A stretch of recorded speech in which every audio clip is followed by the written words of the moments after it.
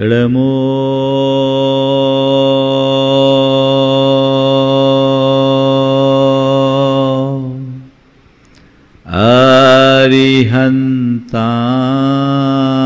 अरिहन्ताणं नमो अरिहन्ताणं नमो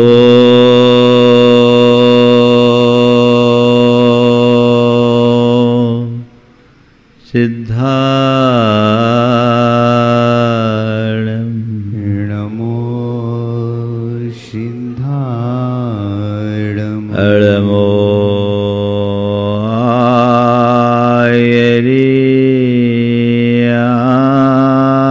आयर्याणं नमो आयर्याणं नमो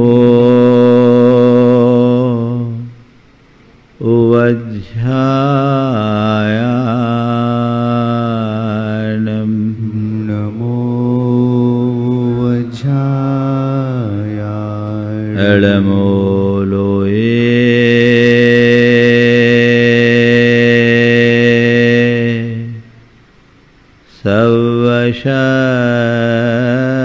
सवशाहुनं नमो लोये सवशाहुनं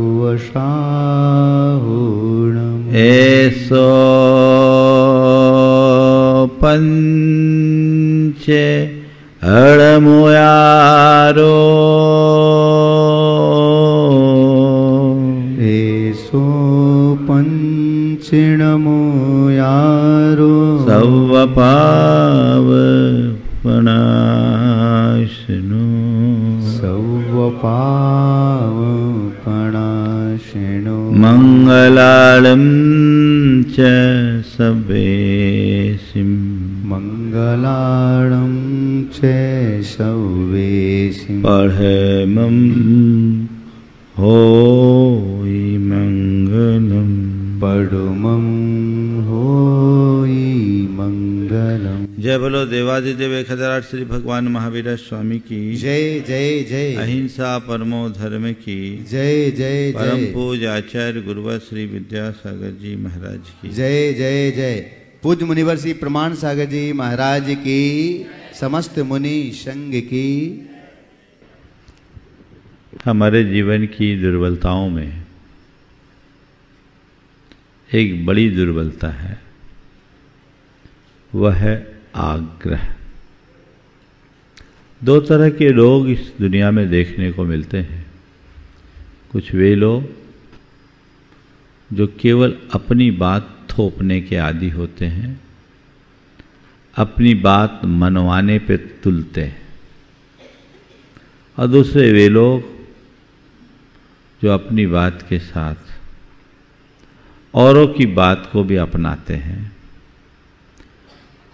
दूसरे शब्दों में कहें तो ये कह सकते हैं कुछ लोग हैं जो एकदम एडामेंट रहते हैं, हर मामले में एकदम अड़े हुए रहते हैं, और कुछ लोग होते हैं जो एडजस्टमेंट करके जीते हैं, सामंजस्य बिठा करके जीते हैं। आज मैं बात अडामेंट से एडजस्टमेंट की ओर बढ़ने की करना चाहता हूँ। हम जानते हैं जो अपनी बात पर अड़ जाते हैं वो लड़ते हैं, और जो आपस में लड़ते हैं वे आफत में पड़ते हैं। जो आपस में लड़ते हैं वे आफत में पड़ते हैं। हम अपने मनोवृत्ति को देखें, आग्रह से आवेश होता है। जब जब हमारे मन में किसी बात का आग्रह होता है, मन में एक विशेष प्रकार का आवेश होता है, और उस आवेश में व्यक्ति आरोप की भाषा बोलना शुरू करता है, आक्षेप लगाना शुरू करता है, और आवेश, आरोप और आक्षेप के बाद आपस में संघर्ष शुरू हो जाता है, लड़ाइयाँ शुरू हो जाती है। जीवन का सारा ताना बाना छिन्न भिन्न हो जाता है। होता है कि नहीं होता? आज 4 बातें आप सबसे करूंगा। आग्रह, अनाग्रह, हठाग्रह और दुराग्रह, 4 स्थितियां हैं। हम आग्रह से अनाग्रह की ओर चले, पर हठाग्रह और दुराग्रह को अपने चित्त में कतई हावी ना होने दें। चारों को हम समझें। सबसे पहले आग्रह। हमारा जो जीवन है, लोक जीवन है, हमें लोक के साथ रहना पड़ता है, तो कई बार हमें आग्रह करना पड़ता है, और हम आग्रह न करें तो कई बार काम भी रुक जाते हैं। लेकिन आग्रह तभी तक स्वीकार्य हो जब तक कि उसमें अनुरोध हो। समझ गए? मैं किसी से रिक्वेस्ट की भाषा में बोलूं और मैं किसी से ऑर्डर की भाषा में बोलूं, कौन सा अच्छा लगेगा? रिक्वेस्ट वाला या ऑर्डर वाला? हाँ, रिक्वेस्ट वाला। कदाचित ऑर्डर भी दूं और उसे एकदम थोप दूं तो कैसा लगेगा? मैंने आपसे किसी काम का आग्रह किया, अपने मन की बात रखी और मैंने आपसे कहा कि मैं ऐसा चाहता हूं, आप प्लीज ऐसा कर दीजिए। सामने वाला करे न करे अलग बात है, पर उसे बिल्कुल बुरा नहीं लगेगा। लगेगा क्या? लेकिन एकदम पकड़ करके आपको ये करना ही पड़ेगा तो क्या होगा? हाँ, बुरा लगेगा। अब थोड़ा अपने भीतर उतर कर देखो, क्या स्थिति है। जब किसी से बातचीत करते हैं, किसी से कोई काम पड़ता है, तो किस भाषा में हम अपना काम करते हैं? हमारी स्थिति क्या होती है? अपनी बात रखने की कि अपनी बात मनवाने की? हाँ, रखने की। अपनी बात रखो तो बहुत अच्छा है, उसमें कोई बुराई नहीं। अपनी बात रखोगे नहीं तब तक सामने वाले को तुम्हारे मन की बात कैसे पता चलेगी? वो तुम अपनी बात रखोगी, सामने वाला उस पर विचार करेगा, स्वीकार करे न करे ये उसके मनस्थिति पर निर्भर करता है। कई बार मनस्थिति हो भी तो परिस्थिति नहीं होती, वो उसको स्वीकार भी करता है, अस्वीकार भी कर देता है। इसमें कोई हर्ज नहीं है। अपनी बात रखो विनम्रता के साथ, लेकिन अपनी बात पर अड़ जाओ और अपनी बात मनवाने पर तुल जाओ तो क्या होता है? हाँ, क्या होता है? हाँ, संघर्ष होता है। अब आप बताओ होता क्या है? होता क्या है? कई बार ऐसे प्रसंग आ जाते हैं कि लोग अपनी बात रखते नहीं, अपनी बात मनवाने पर तुल जाते हैं। मैंने जो कहा बस वही। इसी में न झगड़ा होता है। तो अब तक जो किया सो किया, अब क्या करना है? अब क्या करना है? अपनी बात रखना है, अपनी बात मानने के लिए सामने वाले को मनाने का प्रयास भी करना है। कोई बुराई नहीं। मनाने में कोई बुराई नहीं। मनाने के लिए क्या करते हैं अपन? जब किसी को किसी बात के लिए राजी करना होता है, किसी को मनाना होता है, तो क्या करते हैं? डांट डपट करते हैं, गाली गलौज करते हैं, हाँ, मार पीट करते हैं। क्या करते हैं? रिक्वेस्ट। क्या करते हैं? उसमें प्यार और विनम्रता प्रदर्शित होती है। मनवाने के लिए सामने वाले को मना लो, इसमें भी कोई हर्ज नहीं। लेकिन सामने वाले पर दबाव देकर उसको मनवाने पर तुल जाओ कि तुम्हें मानना ही पड़ेगा, तो क्या होगा? झगड़ा होगा ना। आज से तय करो, हम अपनी बात रखेंगे पर अपनी बात पर अड़ेंगे नहीं। क्या बोला? अपनी बात रखेंगे, अपनी बात पर अड़ेंगे नहीं, अपनी बात पर सामने वाले को मनाने का प्रयास करेंगे पर अपनी बात मनवाने पर तुलेंगे नहीं। हो सकता है। और इसके उलट सामने वाले की बात को अच्छे से सुनेंगे और मानने लायक हो तो मान जाएंगे। जो आग्रह स्वभाव वाले लोग होते हैं उनकी बड़ी दुर्बलता होती है, वो किसी की बात मानते नहीं और चाहते कि मेरी बात सब माने, खुद किसी की नहीं मानेंगे पर चाहेंगे कि सब जगह मेरा ही सिक्का चले, जो मैं कहूं वही हो। यही द्वंद्व है, यही झगड़े हैं जीवन व्यवहार में। कुछ खुद की, कुछ सामने वालों की मानने और मनाने पर ही जिंदगी आगे चलती है। जो अपनी बात पर अड़ जाते हैं उनका जीवन सड़ जाता है, उनके जीवन में बहुत सारी कठिनाइयां आती हैं। इसलिए आज हम आग्रह से अनाग्रह की ओर बढ़ने की बात करते हैं।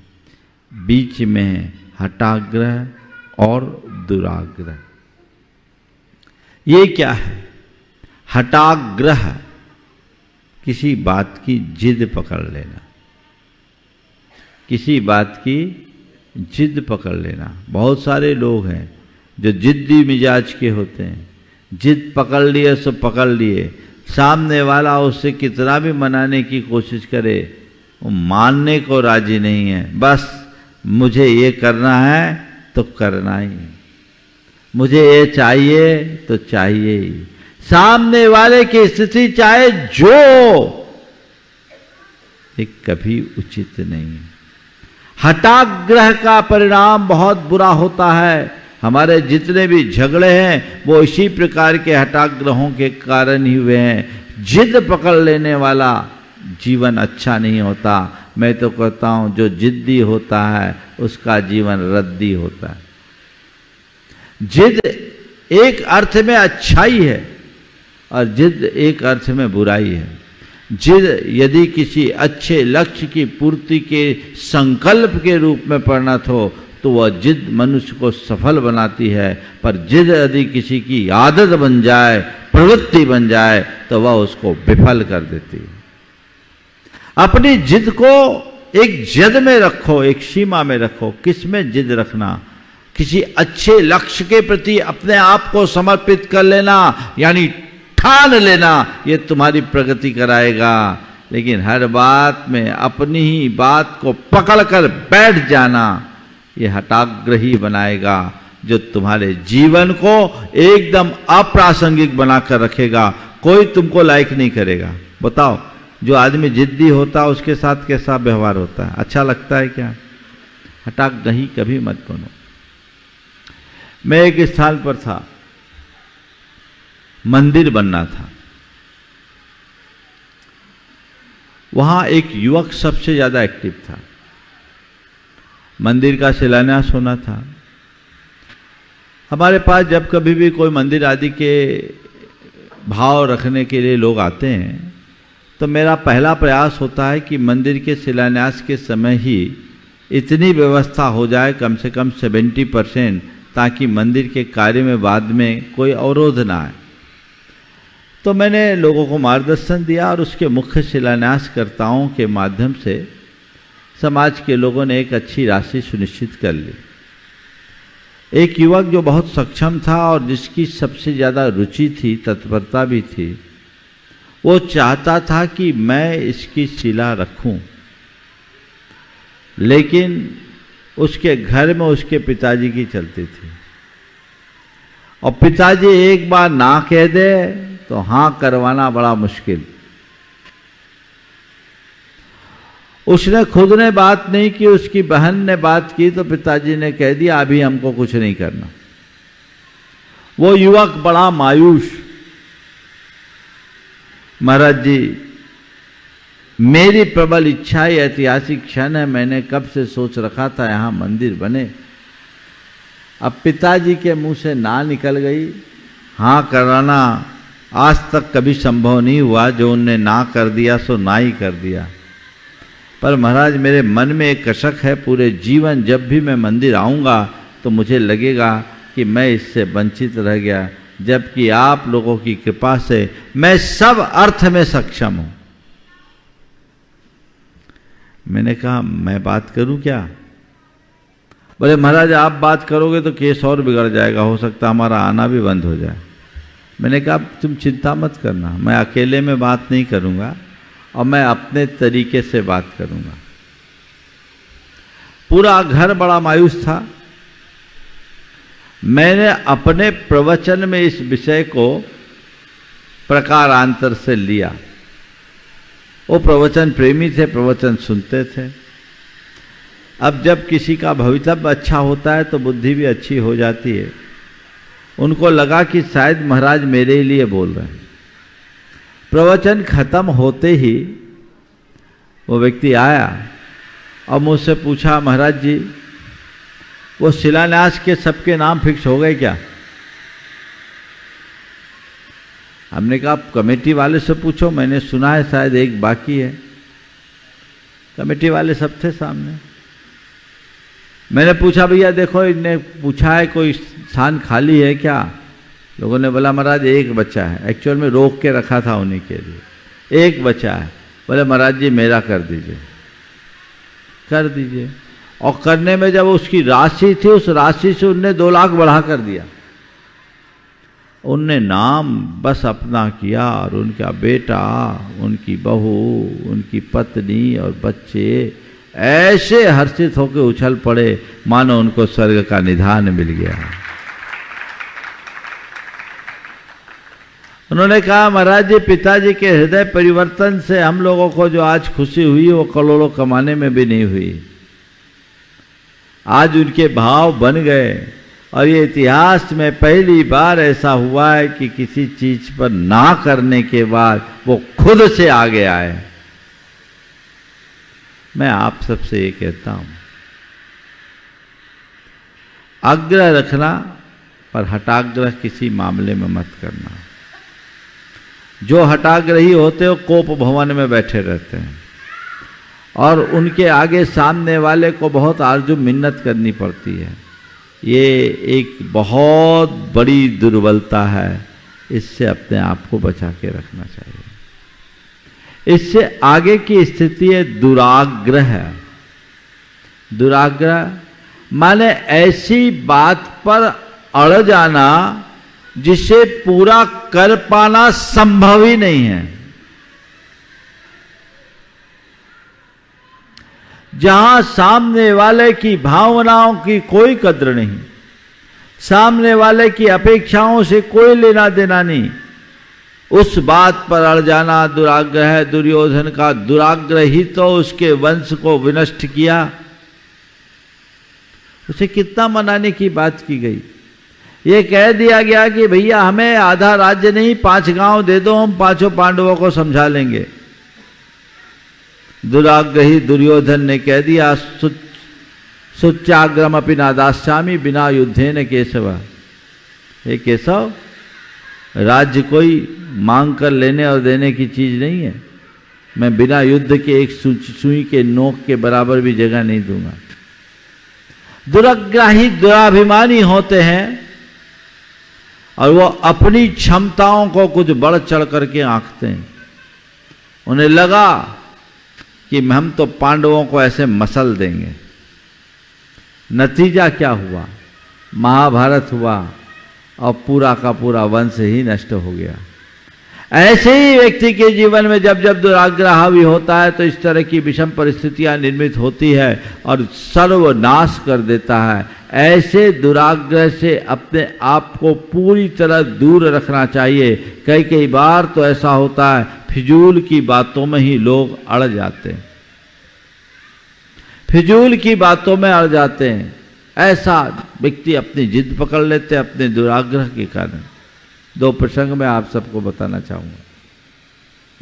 जब इस तरह की आग्रही वृत्ति होती है ना तो आपस में लड़ाई झगड़े होते हैं। एक व्यक्ति की सगाई हुई, सगाई होने के बाद उनकी सगाई टूट गई। महीने भर बाद सगाई टूट गई। सगाई के टूटने का कारण सुनोगे तो आपको भी हंसी आएगी। सगाई क्यों टूटी? क्योंकि लड़की वाले चाहते थे कि लड़का लड़की एक बार विदेश घूम आए। लड़के वाले जो थे वो थोड़े धार्मिक विचारों से और मर्यादाओं को प्रमुखता देने वाले थे, क्योंकि शादी 1 साल बाद होनी थी। उन्होंने कहा हमारे घर की ये परंपरा नहीं है कि शादी के पहले लड़का लड़की कहीं घूमने जाए, इसलिए हम अभी भेजने में समर्थ नहीं है, शादी हो जाए तब भेजेंगे। उन्होंने कहा ये बड़े दकियानुशी लोग हैं, इनके घर हम अपनी बेटी नहीं देंगे। ये बड़े दकियानुशी लोग हैं, हम इनके घर अपने बेटी नहीं देंगे। उनने संबंध तोड़ दिया। कई तरह की स्थितियां बनती हैं और कभी कभी तो बड़ी हास्यास्पद स्थिति बन जाती है। पति पत्नी अपने भावी दंपति के पति अपनी पत्नी दोनों अपने भावी संतान के भविष्य को लेकर चर्चा कर रहे थे। पति ने कहा अपने बेटे को डॉक्टर बनाएंगे, पति ने कहा अपने बेटे को वैज्ञानिक बनाएंगे, पत्नी ने कहा अपने बेटे को डॉक्टर बनाएंगे। पति ने तर्क दिया कि डॉक्टर तो गली गली घूमते हैं, मैंने कब से सोच रखा है बेटे को वैज्ञानिक बनाएंगे, दुनिया में नाम होगा। पत्नी ने कहा अकेले आपकी चलेगी क्या, मेरी नहीं चलेगी, मैंने कब से सोच रखा था बेटे को डॉक्टर बनाए। अब क्या हुआ? पत्नी कहती है डॉक्टर बनाएंगे, पति तुला है वैज्ञानिक बनाएंगे। अब दोनों में बहस हो गई और बहस के बाद झगड़ा शुरू हो गया। आरोप प्रत्यारोप, बातें आजू बाजू में फैली, आस पड़ोस के लोग इकट्ठे हुए। लोगों ने समझाने की कोशिश की पर दोनों आपस में विषय उलझे कि किसी को सुनने कोई राजी नहीं। एक कह रहा है कि डॉक्टर बनाएंगे, एक कह रहा है कि वैज्ञानिक बनाएंगे।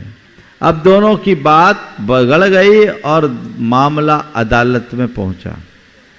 जज ने दोनों की बातें सुनी और जब दोनों की बातें सुनी तो जज बड़े समझदार थे। उन्होंने कहा ठीक है, आपका मन है डॉक्टर बनाने का और आप चाहते हो बेटे को वैज्ञानिक बनाएं, ठीक है, इसका निर्णय हम देंगे।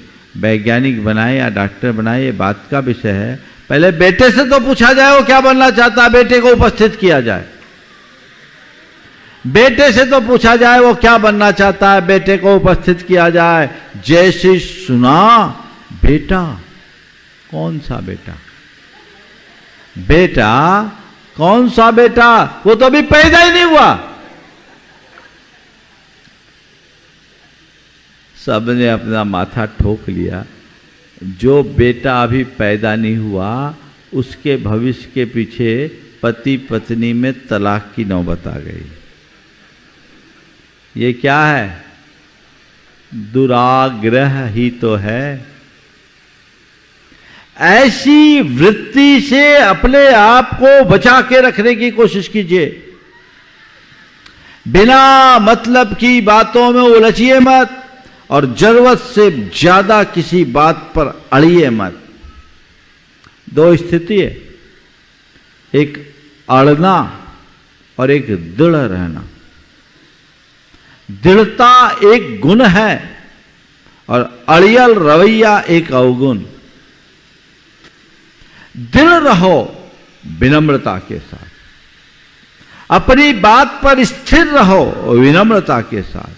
जो व्यक्ति अपने बात पर स्थिर नहीं रहता, अपने स्टैंड पर कायम नहीं रहता, जिसके अंदर दृढ़ता और स्थिरता नहीं होती, वो जीवन में कभी सफल नहीं होता। लेकिन जो अड़ियल होता है, वो कभी सफल नहीं होता, क्योंकि वो चीजों को समझने की कोशिश नहीं करता। वो जैसा चश्मा लगा लिया बस उसी तरीके से सबको देखना चाहेगा। वो अपने नजरिए के अलावा सामने वाले के दृष्टिकोण को समझने की कोशिश ही नहीं करता, और ऐसा व्यक्ति जीवन में कभी आगे नहीं बढ़ सकता। अपने साथ सामने वाले को भी देखने की कोशिश करें, उसका अभ्यास करें, उस तरह की दृष्टि अपना करके चलें जिससे जीवन की उन्नति हो सके, आगे बढ़ा जा सके, दृढ़ रहें। आप नहीं तो कहोगे महाराज ने कहा अड़ना नहीं है किसी बात, सबकी बात मानना है, किसी बात का आग्रह नहीं करना, तब तो मामला गड़बड़ हो जाएगा। गंगा गए गंगादास, जमुना गए जमुनादास। नहीं, व्यवहार कैसा रखो, स्थिरता के साथ एडजस्टमेंट, दृढ़ता के साथ समन्वय। जीवन व्यवहार कैसा बनाओ, पेड़ जैसा। कैसा बनाओ, पेड़ जैसा। पेड़ की शाखा प्रशाखाएं, उसकी टहनियां, उसकी ब्रांचेज कितनी झुकती है, झुकती है। हवा जिधर झुला दे उधर झूल जाती, लेकिन उसका तना हमेशा तना रहता है, इसलिए नाम ही है तना। क्या है, तना, तना रहता है। अगर पेड़ की शाखाओं के साथ उसका तना झुक जाए तो पेड़ ही उखड़ जाएगा, उखड़ेगा ना। तो बस अपने व्यवहार में विनम्र बनो, उसूलों पर दृढ़ रहो। लोग व्यवहार में अड़ियल होते हैं और उसूल कोई रखते नहीं, यही गड़बड़ है। व्यवहार में विनम्रता और सिद्धांतों में स्थिरता रखने वाले व्यक्ति ही बड़े लक्ष्य को हासिल कर पाते हैं।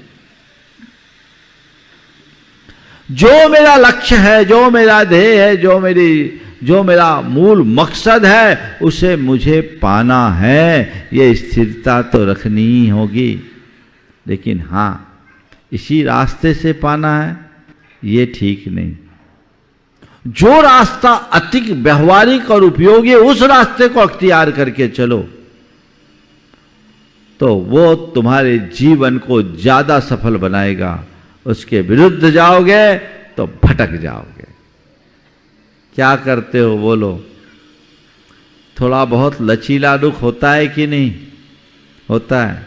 जो लचीला स्वभाव रखते हैं वो सब जगह रह जाते हैं। मैं आपको कहना चाहूँगा, अपना जीवन पानी की तरह बनाओ जो हर बर्तन में समा सके। बर्फ जैसा मत बनाओ कि उसे किसी में डालने के लिए कूच ना पड़े। समझ गए? पानी को किसी भी बर्तन में डालो एडजस्ट हो जाता है, और बर्फ को डालना हो तो उसको टुकड़े करना पड़ता है, उसको कूटना पड़ता है, कूचना पड़ता है।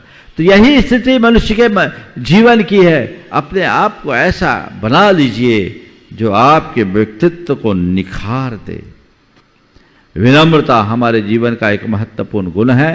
उस गुण को हम जो जो विकसित करेंगे त्यों तो अपने जीवन में आगे बढ़ सकेंगे। हमारे यहाँ इसके लिए एक बहुत सुंदर उदाहरण दिया गया है कि अपना जीवन व्यवहार कैसा बनाओ, तो कहे मथानी जैसा बनाओ।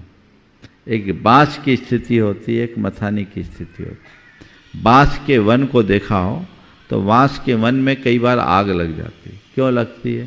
क्योंकि एक बांस दूसरे बांस से टकराता है, उसमें रगड़ होती है और रगड़ के कारण आग निकलती है। एक दूसरे से टकरा रहे, एक दूसरे से टकराव जहां होता है वहां आग होती। समझ गए? लेकिन वहीं जहां मथानी से मंथन किया जाता है वहां नवनीत निकलता है। क्यों? एक जगह आग, एक जगह नवनीत। ऐसा क्यों?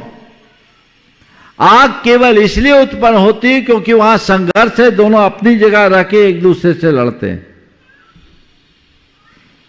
इसलिए आग है। और जो मंथन किया जाता है, आप लोगों को अनुभव होगा, मथानी से मंथन करते हैं, एक रस्सी को ढील करते हैं तो एक रस्सी को खींचते हैं, यही ना। हालांकि आजकल तो सब मोटराइज हो गया है, सब लगा दिया और फटाफट हो गया, इसलिए शायद ये अनुभव ना हो, लेकिन पुरानी पीढ़ी के लोगों को इसका अच्छा अनुभव है कि मथानी से मंथन करते तो क्या करते, एक ने ढील दिया, एक ने खींच लिया, एक हाथ ढील से एक तरफ खींचा, ये है मंथन। इसमें है नवनीत, और दोनों तरफ से खींच दे तो इसका नाम है रस्सा कस्सी। क्या है? रस्सा कस्सी। आजकल रस्सा कस्सी ज्यादा है, या और दूसरे शब्दों में क्या है, खींचातानी। क्या है? खींचातानी। ज्यादा खींचातानी करोगे तो टूट जाओगे। होता है ना, दोनों तरफ से रस्सा पकड़े और दोनों तरफ लोग एक दूसरे की तरफ खींचातानी करे, रस्सा कस्सी करे, तो क्या होता है, कई बार रस्सी टूटती है और दोनों धाम से गिरते, होता है ना। तो क्या करना है, हमें रस्सा कस्सी या खींचातानी से बचना है। एक समन्वयात्मक रास्ता लेकर के चलने का अभ्यास बनाना है, जो हमारे जीवन में सामंजस्य बैठा के चले। हम टकराव का जीवन न जिए, समझौता का जीवन जिए। आज हर व्यवहार में, चाहे पिता पुत्र हो, चाहे पति पत्नी हो, चाहे भाई भाई हो, भाई बहन हो, आपस में अपने संबंधों को देखिए, उनमें टकराव है या समझौता। अगर खींचातानी होगी टकराव होगा, आग्रही स्वभाव होगा टकराव होगा, एडामेंट रहोगे टकराव होगा, और एडजस्टमेंट करोगे तो समझौते का रास्ता होगा, समन्वयात्मक दृष्टिकोण बनेगा, और वही दृष्टि तुम्हें ऊपर उठा सकेगी, बाकी बढ़ नहीं सकेंगे। इसलिए अपने आप को हमें थोड़ा बदलना चाहिए। कुछ लोगों की स्थिति एकदम ऐसी होती है कि मैंने जो कह दिया वही दुनिया का सेंटर है, नहीं समझ में आता तो नाप के देख लो। जहां मैं खड़ा हूं वही दुनिया का केंद्र है, नहीं समझ में आता नाप के देख लो। एक ने एक बार कहा कि कोई 35 और 35 70 कह दे तो मैं उसको अपनी भैंस दे दूंगा। 35 35 70 कह दे तो मैं उसे अपनी भैंस दे दूंगा। उसकी धर्मपत्नी घबराई, बोला अरे ऐसा क्या कर रहे हो, 35 35 70 तो कोई भी बोल देगा, तुम भैंस दे दोगे तो बाल बच्चा कैसे पालोगे? 35 35 70 तो कोई भी कह देगा, यदि तुम भैंस दे दोगे तो बाल बच्चे को कैसे पालोगे? उसने कहा अरे पगली, कहने तो दे, मैं मानूंगा तब तो, मैं मानूंगा ही नहीं। तो जो ऐसे लोग हैं जिनको मानना ही नहीं, जानना ही नहीं, उनके लिए कुछ कहने की आवश्यकता नहीं है। लेकिन हमें हमेशा ये ध्यान रखना है, मानना है, मनाना है, मनवाने की कोशिश नहीं करना है, मान जाना है। क्या है? मानना, मनाना, मनवाना और मान जाना। ठीक है? मानना वाला बड़ा सॉफ्ट नेचर का होता है, मनवाने वाला भी व्यक्ति मना ले सामने वाले को विनम्रता से, इसमें भी कोई दिक्कत नहीं। मनवाने में आग्रह विशेष, और मान जाना सरलता की पहचान। तो बस मानो, मनाओ, नहीं तो मान जाओ।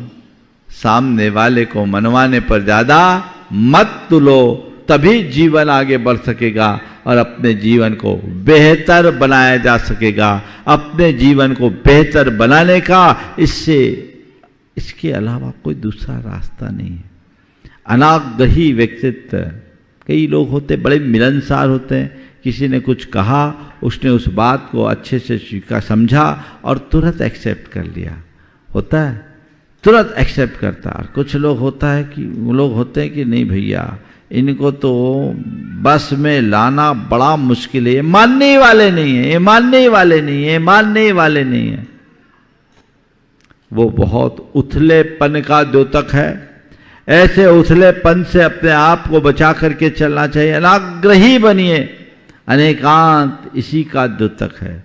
आज हम लोग अनेकांत की बात करते हैं पर अनेकांत को अपनाते नहीं हैं। बस मैंने जो कह दिया वही सही, मैं ही सही, ये जो ही की भाषा है इसमें द्वंद्व है। ही के साथ यदि भी जुड़ जाए तो आनंद है। ही आग्रह है, भी समन्वय है। हम क्या करते हैं? मैं ही सही, मेरा ही सही, है ना? दृष्टिकोण बदलिए। मेरा सो खरा, ये गलत दृष्टिकोण। खरा सो मेरा, वो सही दृष्टिकोण। अभी तक कौन सा अपनाए? मेरा सो खरा या खरा सो मेरा? मेरा सो वही अखरा, वही अखरता है। तुम्हें अखरेगा, सामने वाले को अखरेगा, वो तुम्हारे जीवन को नकारा बना देगा। और जिस दिन खरा सो मेरा की नीति को अपना लोगे तुम्हारा जीवन निखर जाएगा। जीवन को निखारना चाहते हो तो खरा सो मेरा को स्वीकार करो। अखरने वाली स्थिति अपने जीवन में कभी ना आने दो। ऐसा कोई आचरण ना करो जो तुम्हें अखरे या सामने वाले को अखर जाए। हमेशा ऐसा करो जो हर व्यक्ति के हृदय में बैठ जाए, गले उतर जाए। जीवन में निखार तभी आता है जब हमारा व्यवहार सुंदर होता है। हम अपने व्यवहार को सुंदर बनाएं और जीवन को आगे बढ़ाने की कोशिश करें ताकि अपने जीवन में आनंद ला सके। समग्रता का चिंतन, सकारात्मक सोच, व्यापक दृष्टिकोण और उदार मनोवृत्ति के धनी ही अपने जीवन में आग्रह से मुक्त हो सकते हैं। सभी आग्रह मुक्त होकर जीवन को आनंदमय बनाए। इस भाव के साथ यहीं पर विराम। बोलिए परम पूज्य आचार्य गुरुवर श्री विद्या। इस कार्यक्रम के पुण्यार्चक थे श्री सुरेश जलान एवं श्रीमती रेणु जलान, परम गुरु भक्त परिवार, carbon resorts private limited, Giridih, Jharkhand.